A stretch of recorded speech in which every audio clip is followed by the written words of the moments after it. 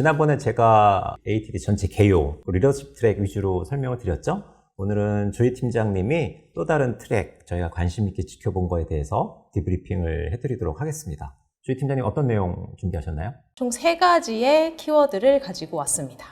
첫 번째 키워드는요, 애자일 러닝 디자인이에요. 제가 들었던 세션에서 애자일한 러닝 디자인 방법론에 대해 사례가 있어서 좀 가지고 왔고요. 두 번째 키워드는 학습자 중심의 과정 개발에 대한 내용들로 좀 꾸려봤습니다. 세 번째는 학습자들이 이제 학습 환경에서 좀 몰입할 수 있게끔 하는 여러 가지 테크닉들이 있죠. 그거에 대한 소개들 같이 해드리면 좋을 것 같아요. 첫 번째 세션은요, Forget Sam이라고 시작을 하는 그런 세션입니다. 여기에서는 애자일한 과정 개발 방법론에 대해서 이야기를 해요. 아마존의 사례를 이제 이야기를 하는데 발표자는 시니어 인스트럭셔널 디자이너예요. 인스트럭셔널 디자이너만 7명이 있다라고 하더라고요. 그래서 되게 흥미롭게 봤던 세션입니다. 아마존 같은 경우에서도 굉장히 애자일하게 변화에 유연하게 대응해야 하는 조직이다 보니까 과정 개발 같은 경우도 이제 애자일한 방법을 많이 찾고 있는데 그거에 대한 어떤 대안으로 샘, 그다음에 뭐 라마와 같은 이제 방법론들을 많이들 채택해서 진행을 하신다라고 합니다. 관심 있게 봤던 책 중에 하나가 이제 Living Edit for Sam이라는 책이 있어요. 이 책에 있는 내용을 좀 가지고 와 보면 이제 샘에 대한 프로세스가 좀 나옵니다. 처음에 준비 단계, 설계, 개발 비슷하죠. 근데 여기에서 좀 다른 거는 뭐냐면 바로 이제 시작을 해서 디자인을 하고 프로토타입을 만들고 평가하고 피드백을 받고 다시 디자인하고 프로토타입 만들고 개발의 과정에서도 똑같이 이번에는 개발하고 실행해보고 피드백해보고 피드백을 계속 받으면서 결과물은 즉각적으로 좀 나와야 되는 그런 구조인 거죠. 하지만 이제 아마존에서는 어떤 방식을 쓰냐면 이제 개발자들이 많이 쓰는 그 스크럼 방식을 쓴다라고 해요. 스크럼이라고 했을 때 이제 처음 시작은 프로덕트 백로그에서부터 시작을 합니다.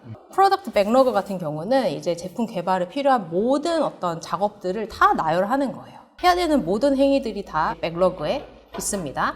스프린트라고 하는 건 아주 짧은 어떤 정해진 기간 내에 이것들을 만들고 또 계획하고 생산해내고 피드백하고 다시 만들고 하는 그러한 어떤 루프를 돌리는 건데 그때 해야 하는 이제 작업들의 우선순위들을 스프린트 백로그에 이제 저장을 하죠.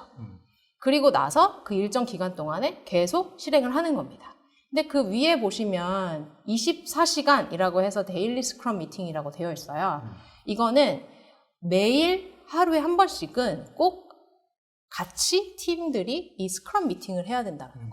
그러니까 이것들이 어떻게 진척되고 있는지, 여기서 장애물은 무엇인지, 우리가 가야 하는 목표는 무엇인지 다시 좀 리마인드 해가면서 하는 그러한 프로세스로 과정 개발을 한다라고 해요. 이거를 우리가 교육 쪽에서도 활용을 할 수 있다. 뭐 이런 사례 발표였나요? 맞아요. 네네네. 그래서 굉장히 흥미있게 들었습니다. 이걸 해봤더니 좋은 점이 이런 것들이 있더라 라면서 이야기를 해요. 어쨌든 빠르게 만들 수 있었고 어떤 장애물에 대해서도 팀들이 같이 함께 볼 수 있는 거, 그다음에 팀의 사기도 높아졌다. 그다음에 이제 아마존에서 중요하게 생각하는 그런 가치들과도 이러한 프로세스가 잘 부합돼서 좋았다 이런 얘기들 합니다. 그럼 어떻게 실행할 것이냐라고 했을 때는 6가지를 먼저 제안을 해요. 이제 질문으로 제안을 합니다. 첫 번째, 어떻게 제품을 정의할 것인가? 우리 같은 경우는 과정 개발이죠. 과정 개발이라고 할 때는 사실 이것도 되게 모호할 수 있는 거예요. 우리가 만들고자 하는 것이 강의 아니냐, 아니면 과정 코스 프로파일이냐, 영상이냐 등등 함께 이것을 어떻게 정의를 할 것인지, 그 다음에 이것을 어느 시간 내에 제한을 두고 할 것인지 각각의 가지고 있는 그런 역할들이 있어야 된다고 합니다. 대표적으로는 이 제품을 퀄리티까지 잘 끌고 나갈 수 있는 프로덕트 오너, 스크럼 마스터 필요하고요. 또 과정 개발자들이 필요하다라는 겁니다. 그리고 여기에서는 4번 같은 경우에 어떻게 스크럼 세레모니를 할 것이냐라는 이야기예요. 그럼 스크럼 세레모니가 뭐냐? 그러니까 이 과정 안에서 꼭 해야 되는 것들. 아까와 같이 뭐 데일리 스크럼 미팅, 그다음에 계획하는 거, 리뷰는 뭘 할 거고, 뭐 데모 보는 거, 그다음에 회고는 어떻게 할 것인지에 대한 것들. 그러니까 함께 어떤 방식으로 우리가 제품을 만들 것이냐라는 거에 대한 합의를 이루는 시간이 필요하다라는 이야기였어요. 근데 여기에서 굉장히 중요한 세레모니가 데일리 스탠드업 미팅이에요. 그러니까 매일 서서 미팅을 하는 거예요. 그러니까 서서 하는 이유는 앉아서 하면 시간이 오래 걸리죠. 그러니까 체크해야 될 것들을 빠르게 체크하고 그러면 서서 빠르게 과정 관리를 할 수 있게 하려면 여러 가지 툴들이 필요하거든요. 이러한 것들까지 좀 같이 고려가 되어야 된다. 그리고 또 중요하게 생각하는 5번째는 어떤 것이 있냐면 작업을 어떻게 분해할 것이냐. 과정을 만들 때 뭐 과정 기술서를 만들어요. 근데 그 과정 기술서를 만들 때 리서치가 필요할 수 있죠. 그리고 그 리서치를 하려면 어떤 주제를 선정해야 되죠. 뭐 여러 가지 쪼개기 시작하면 작업들은 굉장히 많이 분해할 수가 있어요. 그러한 것들이 먼저 필요하고 그럼 그 시간들이 어느 정도의 시간이 필요하냐 예측하는 것. 왜냐하면 마지막에 평가까지 이루어지기 때문에 이게 중요하다라고 하고요. 그러한 방법으로 그럼 업무를 분해하는 방법에 대해서 좀 설명을 해줄게 라고 하면서 상대적 크기 측정에 대한 개념을 좀 소개를 합니다. 업무라고 하는 것이 사실 범위, 어떤 양에 따라서 그리고 난이도에 따라서 다르죠, 규모가. 근데 그거 1, 2, 3, 4, 5로 레이블링을 할 수도 없고 그러다 보니까 상대적으로 좀 측정을 해야 된다. 예를 들면 치와와랑 허스키의 크기가 다른 것처럼 그런 식으로 어떤 작업을 바라보는 관점을 그렇게 바라보기 시작해야 된다. 그래야지 서로 대화가 된다. 근데 만약에 이런 상대적 크기에서 이제 합의가 이루어지지 못하는 경우에서는 지금과 같은 예시를 드는 거죠. 리서치는 사실 딸기 정도잖아. 근데 강의안을 만드는 건 수박이지. 약간 이런 식으로 그들만의 언어를 활용해서 업무에 대한 크기를 같이 합의할 수 있다라는 거죠. 아까 툴이 좀 필요하다고 했어요. 왜냐하면 과정 관리가 필요하고 스탠드업 미팅을 하면서 진척 사항들을 봐야 하기 때문에 그래서 뭐 이런 팀보드나 그다음에 우리가 지금 어떻게 진행이 되고 있는지 뭐 점선은 아이디어한 그러한 단계로 보시면 되는데 우리가 지금 파란색 선으로 어떻게 진행되고 있는지 이런 추적이 좀 필요하다. 그다음에 회고나 리뷰 같은 것들도 어떤 의견들을 계속 이렇게 보면서 어떤 사람이 이런 의견을 냈고 이게 어떻게 진행되고 있거나를 한눈에 볼 수 있는 그런 보드. 그다음에 여기에서 이제 벨로시티 차트라고 하는데 원래 지금 보면 아까도 얘기했듯이 작업의 어떤 범위를 정하잖아요. 근데 그게 얼마만큼 시간이 걸리는지 측정하는 것까지 필요하다라고 했어요. 그게 사실 여기에서 또 필요한 거긴 하거든요. 그런 추정으로 우리가 산정을 했을 때 A라는 어떤 작업을 할 때는 며칠의 시간이 걸려라고 딱 선정을 해놨는데 우리가 사실 그것보다 더 당겨서 했어. 라는 것들을 계속 관리를 하면서 생산성을 좀 볼 수 있다는 거죠. 실행 전략으로는 아까 그 6가지 질문을 기억해라 라고 이야기를 합니다.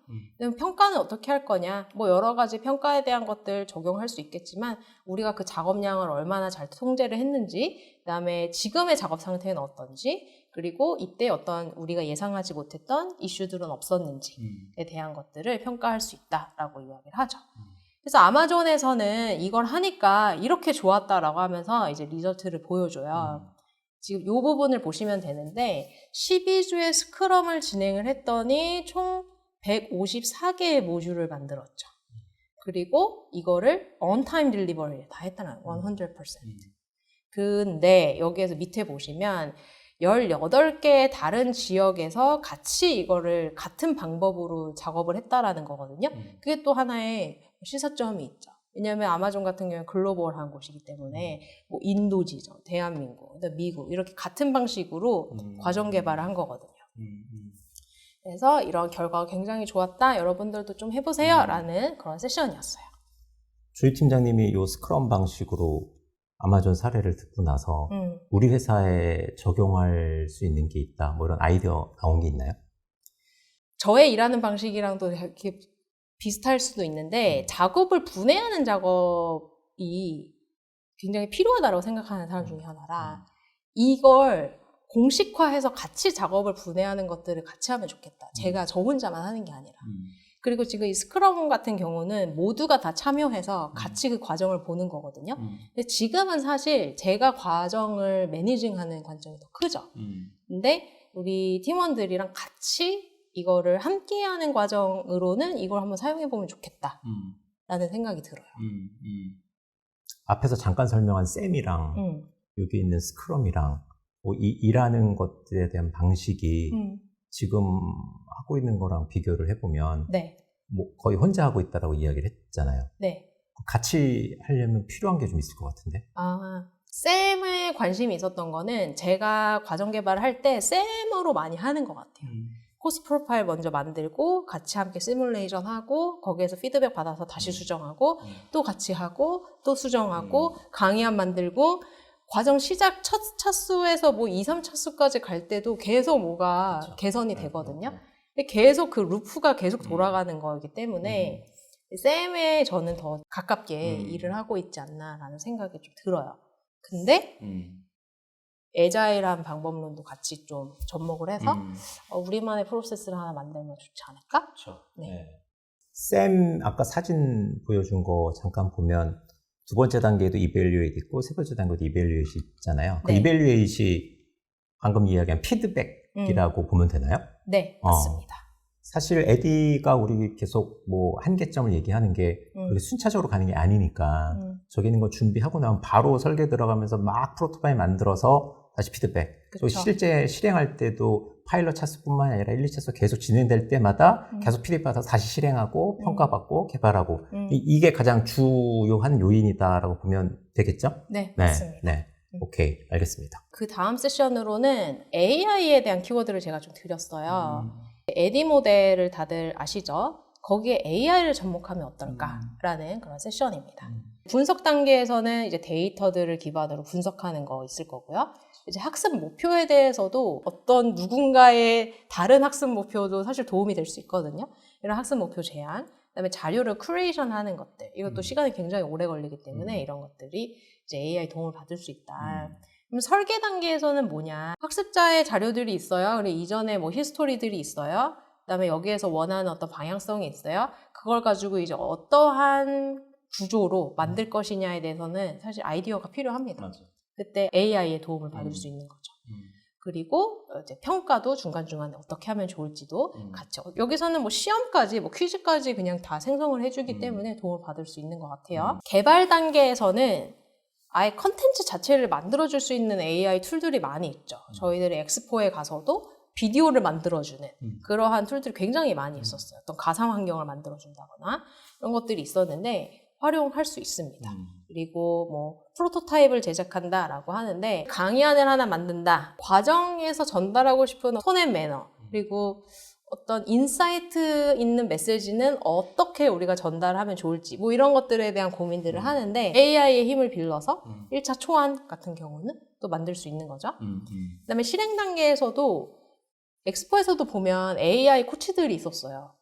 아예 과정에 들어가서 오프라인으로 과정을 하고 이후 팔로우업단은 AI 코치가 이 모든 것들을 관리해주고 LMS를 많이 활용하기 때문에 그 안에 AI 기능들을 넣는다면 학습 이후에 피드백을 즉각적으로 받을 수 있는 것도 가능합니다. 저희들의 역할이기는 한데 AI가 어느 정도는 해줄 수가 있는 거죠.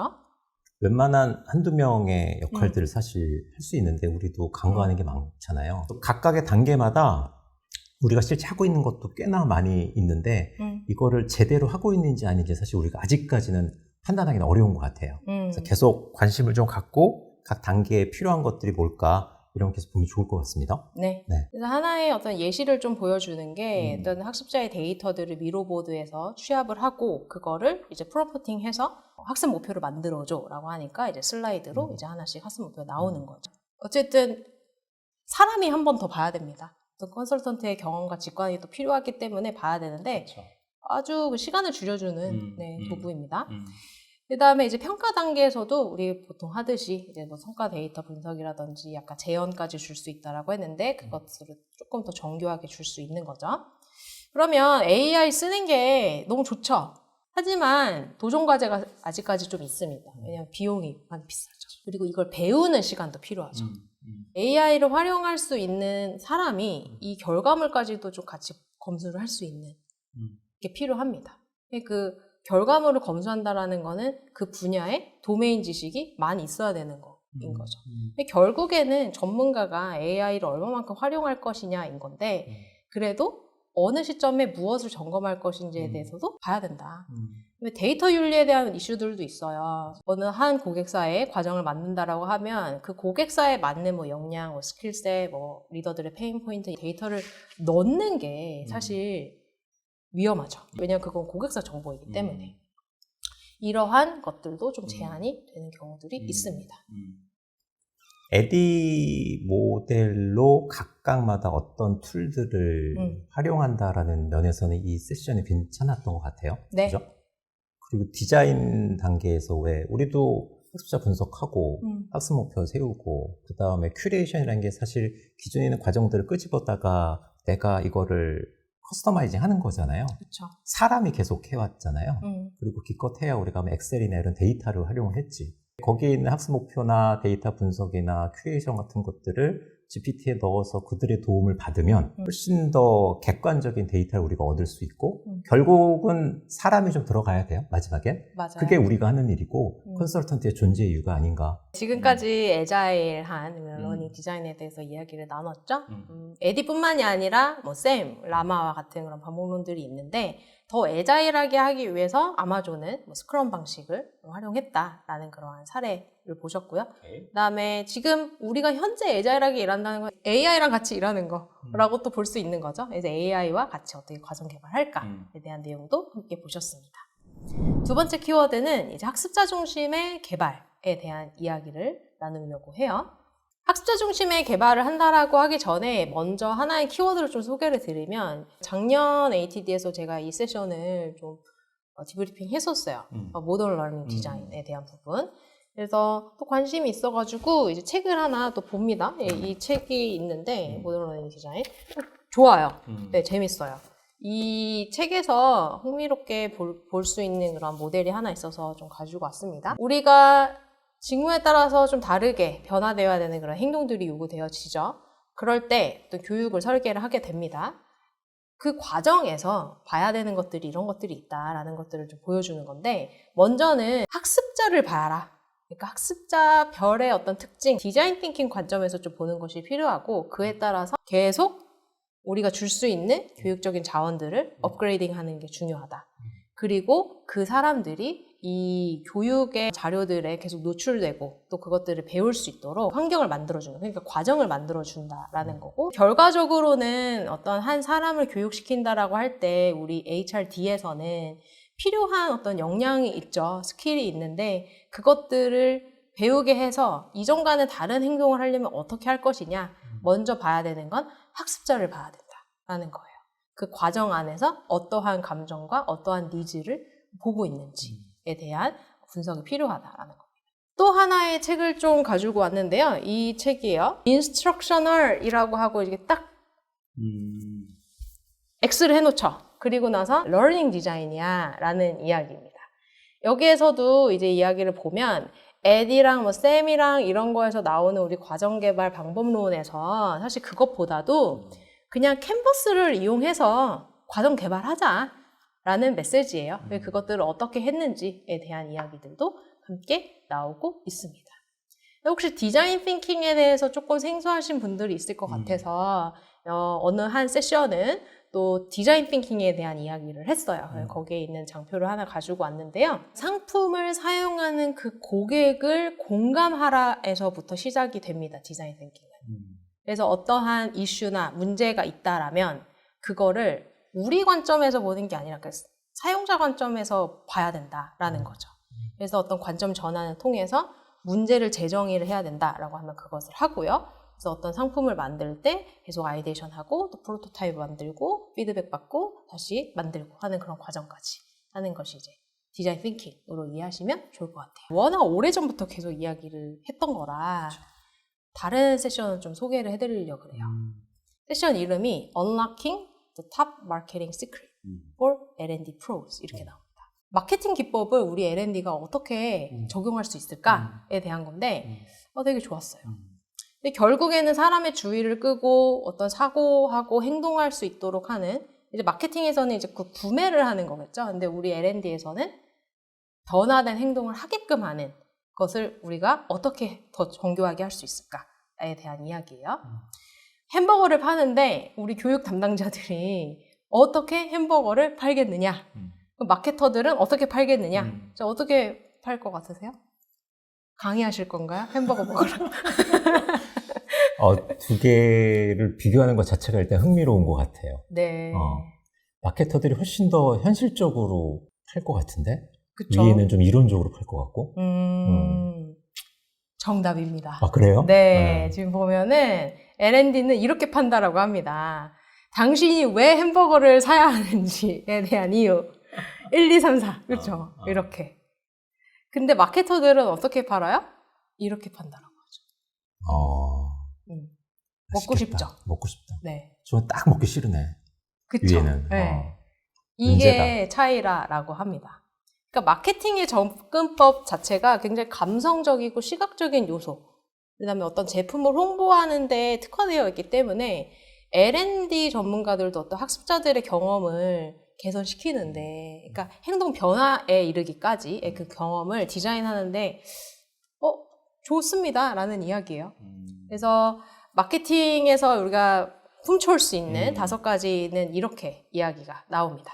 무의식적인 반응이 사람의 어떤 원초적인 뇌에서 작동을 하는 거기 때문에 이걸 사용해야 되고, 학습자의 페르소나, 이제 공감할 수 있는 거, 그다음에 매력적인 그런 글쓰기와 그래픽, 그다음에 러닝의 캠페인을 디자인해야 된다라는 이야기를 합니다. 하나씩 좀 보여드리면, 우리 뇌는요 2가지 타입의 띵킹이 있다라고 해요.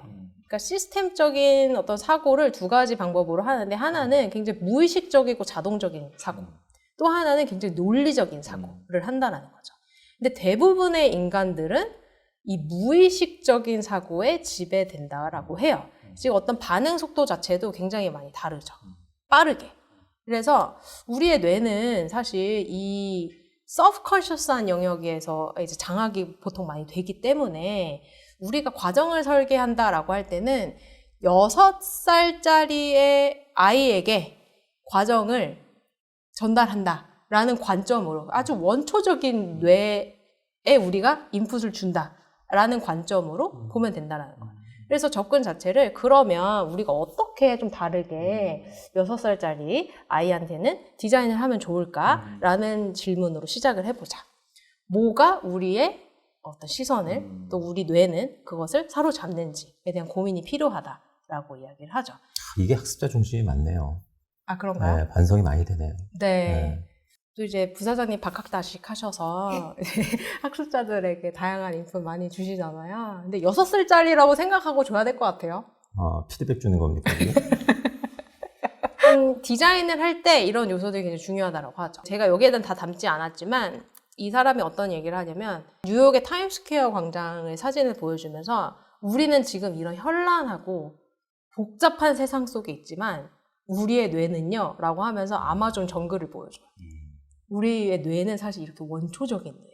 이렇게 얘기를 합니다. 그 갭을 어떻게 줄일 것이냐, 그 기법을 알아야 된다라는 거죠. 그래서 뭐 6가지 인게이징 시킬 수 있는 방법들, 개인적인 것으로 좀 더 접근할 수 있어야 되고, 어떤 딱 대조가 돼서 눈에 확 띄는, 그 다음에 손에 딱 잡히는 텐저블한 것이 필요하고요. 또 기억에 남게끔 하는 것이 중요하고, 시각적인 요소, 그래서 감정을 터치할 수 있는 그러한 요소들을 우리가 넣으면 좋다라는 이야기를 했습니다. 우리가 스킬 중심으로 간다라는 거가 사실 뭐 다 이런 6가지가 있어야 그들한테 당위성을 설명하는 게 아니라, 그래서 어떻게 이거를 활용하고 어떻게 적용할 수 있느냐에 좀 더 직접적으로 관련된 내용을 전달하자. 뭐 이게 어쨌든 우리 스킬 베이스드 러닝이니까 네. 그거랑 같은 얘기인 것 같아요. 네. 그 다음에 이제 2번째는 러너 페르소나를 봐야 된다라는 이야기를 하죠. 학습자 페르소나. 이제 디자인 띵킹에서도 페르소나를 작업하는 그 단계가 있습니다. 왜냐면 공감을 더 잘하기 위해서. 근데 우리가 이제 L&D 관점에서는 이거를 왜 해야 되냐면, 이 매트릭스를 하나 보여줬어요. X축은 조직이 리딩하는, 저 왼쪽은, 그다음에 오른쪽으로 갈수록 이제 개인이 리딩하는 관점을 보시면 돼요. Y축은 이제 personal, professional. 그러니까 더 개인적인, 사적인, 그다음에 아래로 갈수록은 직업의 어떤 환경에서. 그래서 인플로이 인게이지먼트 같은 경우는 조직이 어떤 리딩을 하는데 개인적으로 몰입을 해야 한다라는 그러한 뭐 메시지 혹은 환경을 만들어주는데, 맞죠? 조직 관점의 탑다운의 그쵸. 그 얘기인 거죠. 탑다운에, 그쵸. 조직 관점에. 어쨌든 일을 해야 되는데 몰입하세요. 그러니까 나 몰입해야겠다. 이렇게 가는 거잖아요. 그렇죠? 근데 우리 L&D는 사실 그것보다도 더 퍼스널한 영역. 그러니까 개인 주도의 영역으로 가야 됩니다. 그거는 경험. 개개인의 경험인 거다라는 이야기를 하는 거죠. 그러면 우리가 먼저 시작해야 되는 거는 이걸 어떻게 다르게 만들어줄 수 있을까에 대해서 출발하자라는 거고요. 러너 페르소나가 뭐 어떻게 이해하면 될까요? 학습자 페르소나. 그러니까 가상 캐릭터예요. 예를 들어서 우리가 리더십 과정에 들어온다. 신임 리더다. 그럼 그 신임 리더들은 A 기업에 보통 어떤 생각을 하는지, 그다음에 어떤 고충이 있는지에 대해서 한 3개에서 5개 정도의 가상의 캐릭터를 만드는 거죠. 그 사람들이 우리 과정을 듣는다라면 어떻게 또 행동할 것이고 어떤 감정이 일어날지, 그러니까 완전 그 사용자 관점에서 한번 볼 수 있게 만드는 툴이라고 보시면 될 것 같아요. 그러면 이 페르소나를 만드는 프로세스에 대해서도 나와 있어서 좀 가지고 와보면 우선 인터뷰하고 뭐 데이터를 활용하고 하는데, 한 가지 제가 안 하고 있는 것들 중에 하나, 또 못 하고 있는 것들 중에 하나는 관찰입니다. 저희는 저희 내부의 과정을 만드는 게 아니라 보통 고객의 학습자들의 과정을 만들어주는 경우가 많잖아요. 관찰할 수 있는 시간이 많이 없어요. 근데 이게 하나의 또 굉장히 중요하다라는 이야기를 했고요. 왜 분석하죠? 또 유사성이 있는지. 왜냐하면 비슷한 어떠한 그 공통분모가 있어야 학습자 페르소나가 더 신뢰도가 있겠죠. 신뢰성이. 그리고 트렌드도 파악해야 되고요. 그다음에 이걸 시각화하는 작업, 또 점검하는 작업도 필요하다고 합니다. 러너 페르소나의 어떤 우리가 봐야 하는 요소들을 보면 이렇게 6가지가 있습니다. 요구사항이 뭔지, 그들이 보고 있는 거, 듣는 거, 또 하는 거, 느끼는 거, 생각하는 거, 그다음에 페인 포인트는 무엇인지. 우리 과정 설계할 때 항상 페인 포인트는 무조건 보죠. 근데 이러한 영역으로 봐야 되는데 이러한 시트에 정리해서 한번 과정을 설계해보는 것도 좋습니다라고 제안을 합니다. 왼쪽에 6가지 요소를 이렇게 오른쪽에 시트로 정리를 하네요. 그렇죠. 이러한 템플릿도 있고요. 아래 보면 질문으로 나열이 되어 있어서 뭐 인터뷰를 하거나 또 관찰하거나 할 때 유용하게 사용하실 수 있을 것 같아요. 이거 고객분들이 활용해도 괜찮을 것 같아요. 그죠? 네, 맞습니다. 근데 저희도 사실 제안을 할 때 이러한 분석 단계를 거치죠. 그래서 제안서에도 저희들이 이런 식으로 구현하는 과정들이 있었어요. 신입사원의 어떤 페르소나를 좀 분석하고 그들이 이 온보딩 과정에서 어떠한 감정과 생각과 느낌을 갖는지, 그 안에 우리는 어떤 인터벤션을 줘야 되는지에 대한 것들도 이렇게 한번 디자인을 해봅니다. 첫 번째, 두 번째 키워드를 봤습니다. 이제 나머지 것들을 볼 건데요. 3번, 4번은 사실 좀 일반적인 이야기예요. 어쨌든 글을 간결하게 쓰고 또 단어 선택이 중요하고 그다음에 시각적인 매력적인 그런 그래픽을 사용해야 된다라는 건데, 5번째가 뭘까?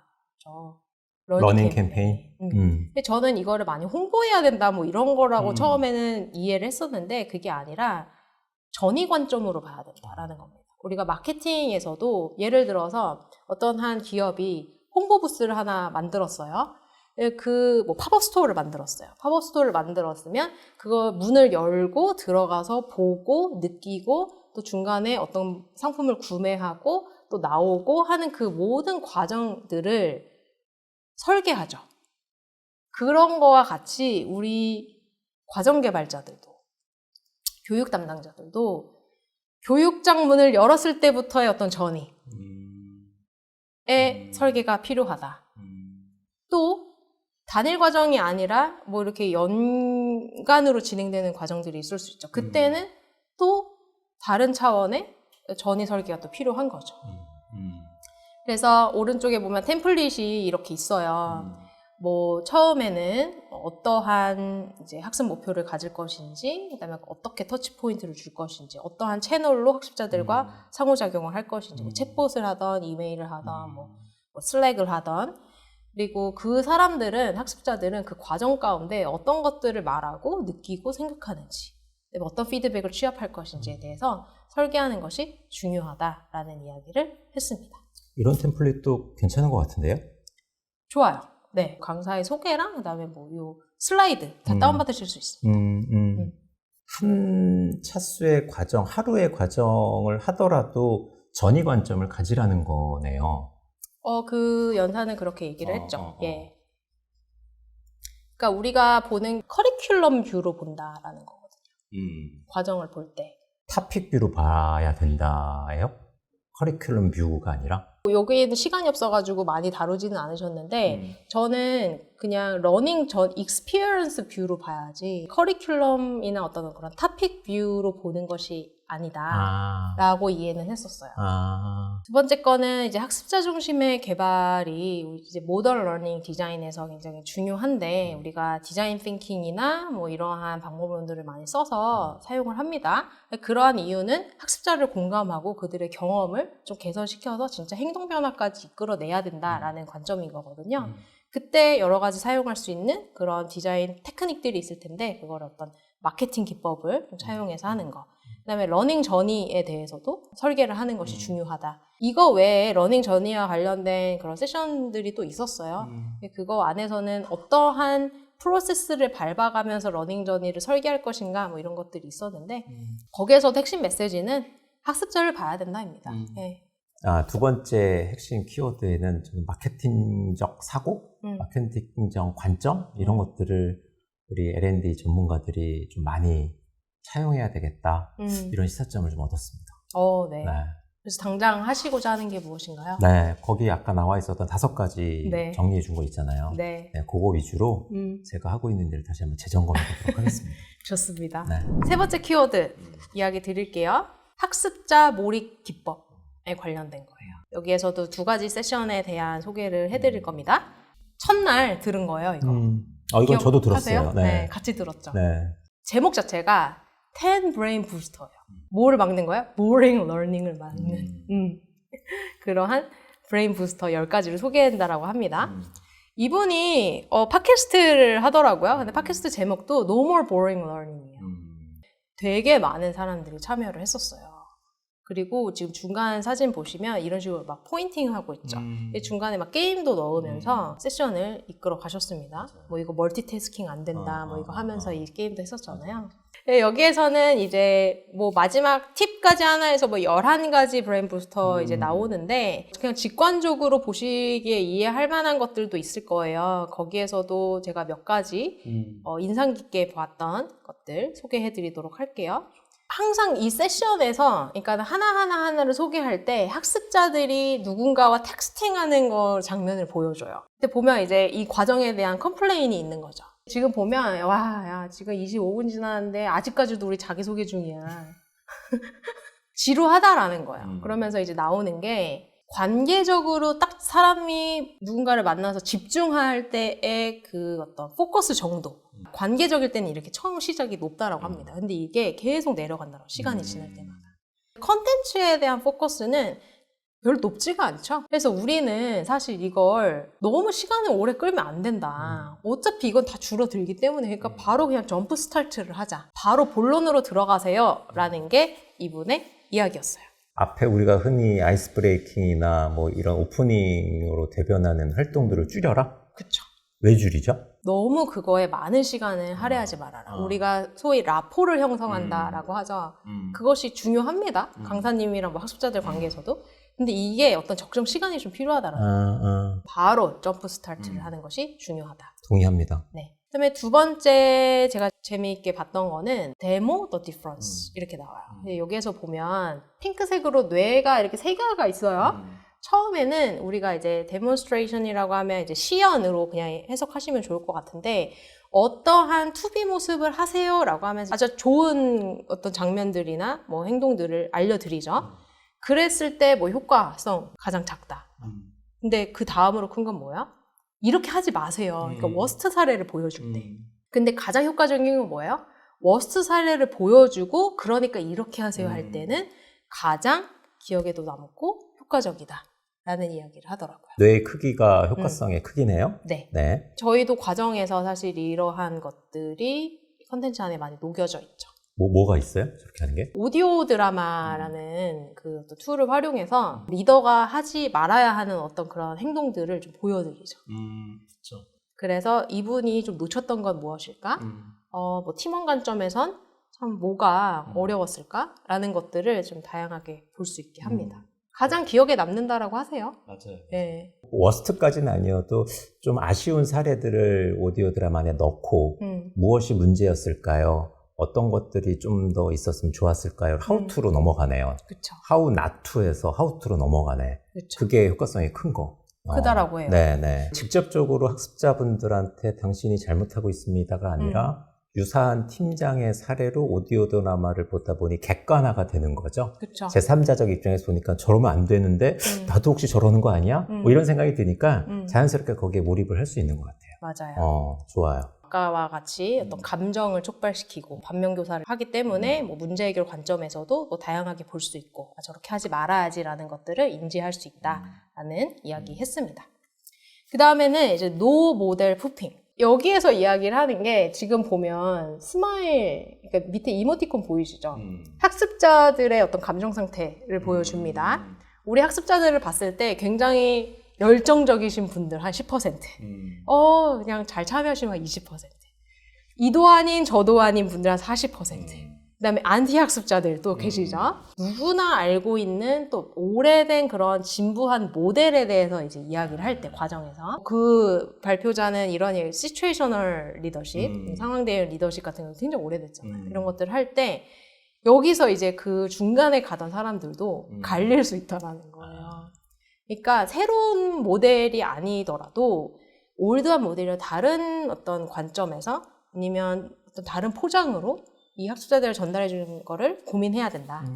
여기서 말하는 모델은 아주 예전 거 아웃데이트된 그런 모델로 더 이상 하지 마. 뭐 이런 거군요. 맞아요. 네. 아까 11가지 중에 제가 좀 인상 깊게 봤던 것들 계속 얘기해드리고 있고요. 그 다음에 마지막으로는 Excuses Expo라는 게 있었어요. 저는 이 워딩도 굉장히 좋았어요. 자기의 실패 사례를 이야기하는 그러한 세션을 가져라입니다. 그게 어떤 개방성, 그러니까 openness, honesty. 근데 그 과정 안에서 재미있기도 하거든요. 자기 실패 사례, 실수담을 이야기를 하면서. 그래서 바나나구나. 내가 미끄러진 거 얘기해봐. 이거네요. 맞아요. 네. 이게 여기에서도 보면 The Power of Excuse Festival이에요. 자기의 어떤 실패 사례들을 막 이야기하는 그 장이 열린다면 학습자 관점에서 어떤 좋은 경험일 것 같아요. 어떤 경험들이 공유되어지고 또 본인들이 했던 어떤 그런 패턴들을 좀 깨부쉈던 그러한 두 번째 세션은요. 메모리 핵, 기억에 남게 하는 방법에 대해서 이제 이야기를 합니다. 이제 how to make your training stickier. 그러니까는 굉장히 이게 스티키하다라는 게 붙는다라는 거잖아요. 어떻게 하면 좋을까라는 이야기예요. 여러분들 혹시 뭐 사막에서 살아남기 이런 활동들 아실지 모르겠지만 굉장히 오래된 활동이죠. 본인 그 발표자는 이 활동이 굉장히 스티키했대요. 왜 그러냐? 이제 메시지 자체가 혼자 하면 죽어, 같이 해야지 살아남아 라는 그 메시지가 되게 각인이 됐다라고 합니다. 이러한 것처럼 우리가 트레이닝을 디자인할 때 이 스티키한 요소들을 좀 고려해야 된다라는 거죠. 그러면서 여기서 대표적으로 그냥 쭉 끌고 가는 그 프레임워크가 하나 있는데 이거예요. GFSD. G는 이제 gettable. 그다음에 feelable, sayable, doable 이렇게 나오는데 이게 무슨 의미냐면 지금 보시면 바나나가 하나 있습니다. 바나나를 까는 방법을 여러분 다 아시죠? 다 아는데 그냥 위에서부터 이렇게 까잖아요. 근데 새로운 바나나 까는 방법을 알려드리겠습니다. 하는 거예요. 그러면 뭔가 새로운 인풋이 들어옵니다. gettable 된 거고요. 그 과정에서 이 개념을 배우는 시간 안에 학습자들이 무엇인가 느낄 수 있게 해야 돼요. 어떤 감정을 느낄 수 있게.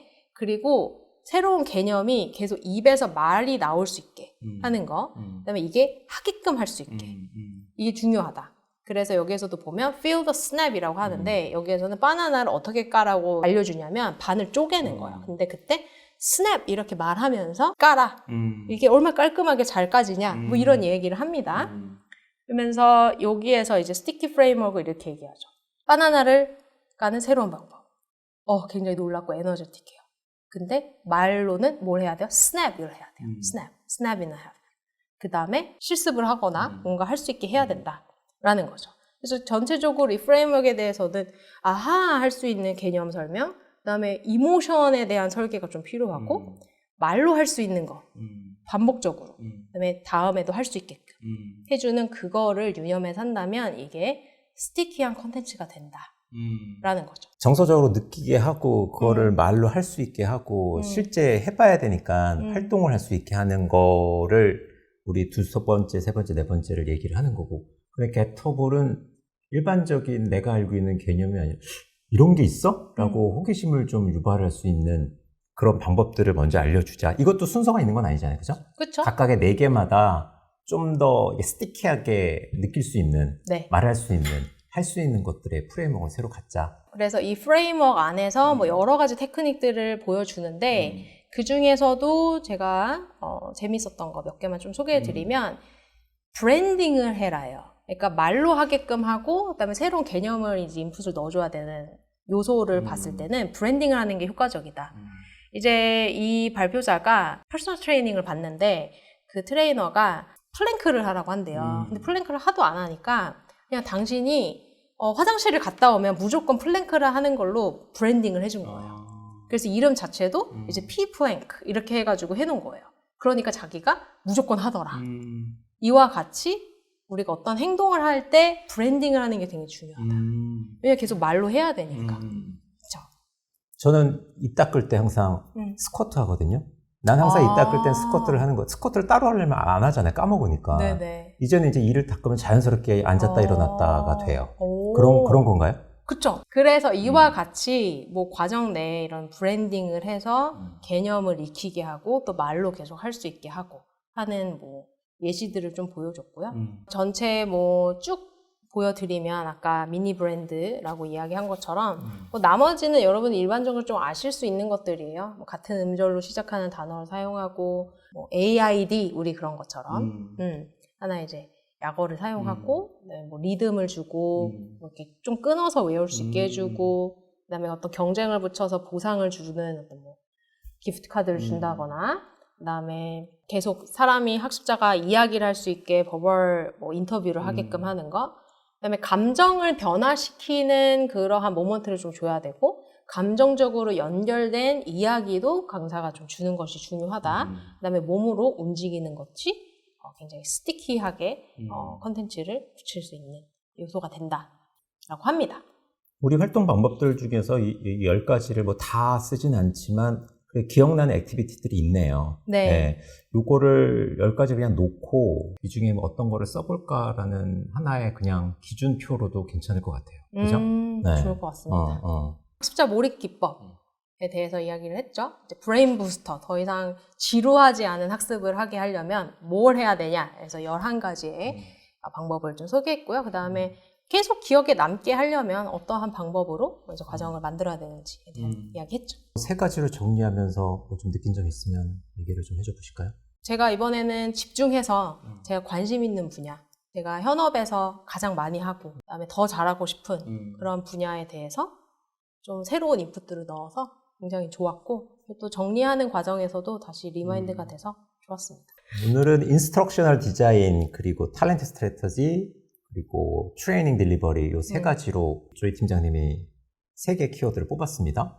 뽑은 걸 저도 지금 이렇게 화면에 있는 걸 보다 보니까 첫 번째는 어쨌든 ISD로 대변되는 에디에서부터 파생된 셈이나 라마 외에 좀 더 스크럼 방식으로 애자일하게 계속해서 만들고 고치고 만들고 고쳐야 된다라고 하는 과정 개발자 뭐 그 입장에서 이야기를 했다면 두 번째, 세 번째는 다 학습자 중심인 것 같아요. 학습자 중심으로 어떻게 우리가 이 러닝 디자인을 할 거냐, 학습자가 몰입할 수 있도록 어떻게 하면 기법들을 쓸 거냐, 이렇게 2가지를 정리를 좀 해주신 것 같습니다. 네, 지금까지 우리 오늘 조이 팀장님이 3가지 트랙에 대해서 잘 요약을 해주셨습니다. 마지막으로 오늘 정리하고 난 다음에 좀 느낀 점 있으시다면?